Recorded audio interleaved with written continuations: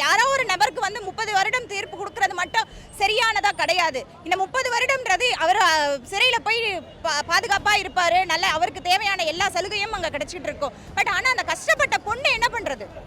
அந்த பொண்ணுக்கான பாதிப்பு அதை வந்து யார் பேசுறது? ஏன்னா அந்த பொண்ணு படிக்கிற பொண்ணு, இந்த சின்ன சின்ன பிள்ளைங்களுக்கெல்லாம் இந்த மாதிரிலாம் வந்து கொடுமை நடக்கிறது ஏற்றுக்க முடியாத ஒரு விஷயம். இது வந்து இந்த மாதிரி தண்டனை அதிகமாக கொடுக்க தான் அடுத்த தப்பு பண்ண மாட்டாங்க யாருமே. யார் பாலியல் பலாத்காரம் செய்தாலும் அவங்களுக்கான தூக்கு தண்டனை உடனே கிடைக்கணும். நீதி நியாயன்றது அப்போவே கிடைக்கணும். லேட்டாக இந்த ஆயுள் தண்டனை கொடுக்குறன்றதெல்லாம் சும்மா. அதுக்கப்புறம் அதுலேருந்து எந்தெந்த ஓட்டையில் இருக்குன்னு சொல்லிட்டு எல்லாரும் தப்பிச்சிடுவாங்க. யார் பாலியல் பலாத்காரம் செய்தாலும் அவங்களுக்கான தூக்கு தண்டனை உடனே கிடைக்கணும். நீதி நியாயன்றது அப்போவே கிடைக்கணும்.